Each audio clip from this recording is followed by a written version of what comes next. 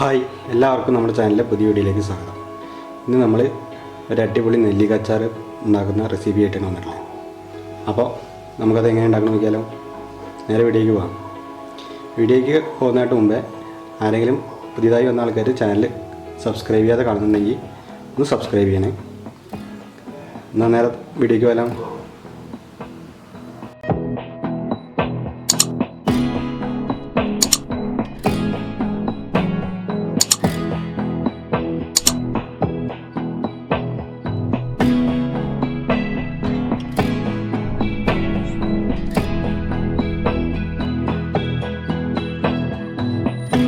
നെല്ലിക്ക അച്ചാർ ഉണ്ടാക്കാനായി 1/2 കിലോ നെല്ലിക്കയാണ് എടുത്തിട്ടുള്ളത്. ഇനി ഇതൊന്ന് ആവിയിൽ വെച്ചൊന്ന് വേവിച്ചെടുക്കാം. അപ്പോൾ നെല്ലിക്ക വേവിക്കാനായിട്ട് ഒരു ഇഡലി പാത്രത്തിൽ കുറച്ച് വെള്ളം വെച്ചിട്ടുണ്ട്. അതിലേക്ക് ഒരു തട്ട് വയ്ക്കാം. അതിനുശേഷം നെല്ലിക്ക അതിൽ ഇട്ട് കൊടുക്കാം.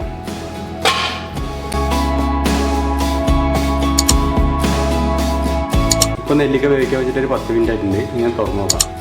തീയൊക്കെ ഓഫ് ചെയ്തു.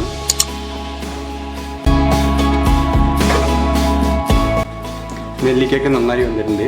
ഇനി ഇത് ചൂടാറിയതിന് ശേഷം ചെറിയ ചെറിയ കഷ്ണങ്ങളാക്കാം. ഇപ്പോൾ നെല്ലിക്കയൊക്കെ ചൂടാറിയിട്ടുണ്ട്. അതിന് മുറിച്ച് ചെറിയ ചെറിയ കഷ്ണങ്ങളാക്കിയിട്ടുണ്ട്. ഇനി നമുക്കിത് അച്ചാറിടാം. അപ്പോൾ അച്ചാറുണ്ടാക്കാനായി ഒരു പാത്രം അടുപ്പത്ത് വെച്ച് ചൂടായതിനു ശേഷം കുറച്ച് നല്ലെണ്ണ ഒഴിച്ച് കൊടുക്കാം. ഇപ്പോൾ എണ്ണയൊക്കെ ചൂടായിട്ടുണ്ട്. ഇപ്പോൾ നമുക്ക് കുറച്ച് കടുകിട്ട് കൊടുക്കാം. ഒരു 1/4 ടീസ്പൂൺ കടുകിട്ട് കൊടുക്കാം.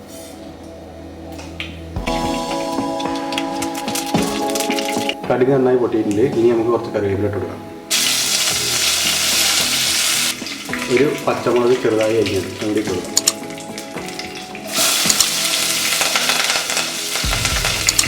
കുറച്ച് വെളുത്തുള്ളി കൂടി ചേർക്കാം. ഇനി ഇതൊന്ന് നന്നായി മുരിഞ്ഞ് വരണം. അപ്പോൾ വെളുത്തുള്ളിയൊക്കെ നന്നായി മുരിഞ്ഞ് വന്നിട്ടുണ്ട്. ഇനി നമുക്ക് പൊടികൾ ചേർത്ത് കൊടുക്കാം.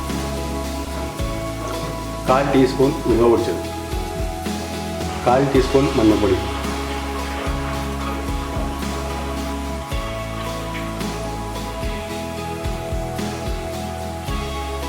3 ടീസ്പൂൺ കാശ്മീരി ചില്ലി, 1/4 ടീസ്പൂൺ കായം പൊടിച്ചത്.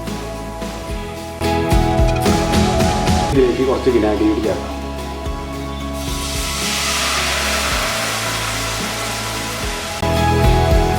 ഒരു ടേബിൾ സ്പൂൺ ഉപ്പ് കൂടി ചേർക്കാം. ഇപ്പോൾ ഇത് തിളച്ചൊന്നുണ്ട്. ഇനി നമുക്ക് നേരത്തെ അരിഞ്ഞു വെച്ച നെല്ലിക്ക കൂടി ചേർത്ത് കൊടുക്കാം.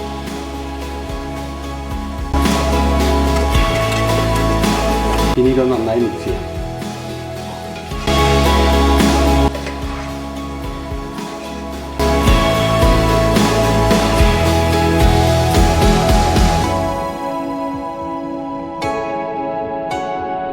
ഇപ്പോൾ നമ്മുടെ നെല്ലിക്ക അച്ചാർ തയ്യാറായിട്ടുണ്ട്. ആണല്ലേ, നല്ല അടിപൊളിയായി വന്നിട്ടുണ്ട്. അപ്പോൾ എല്ലാവരും ഇതേപോലെ ഒന്ന് ട്രൈ ചെയ്ത് നോക്കണം. വീഡിയോ ഇഷ്ടപ്പെട്ടാൽ ഒന്ന് ലൈക്ക് ചെയ്യണം, കമൻറ്റ് ചെയ്യണം, ഒന്ന് സബ്സ്ക്രൈബ് കൂടി ചെയ്യട്ടോ. അപ്പോൾ അടുത്ത വീഡിയോ ആയിട്ട് വീണ്ടും കാണാം.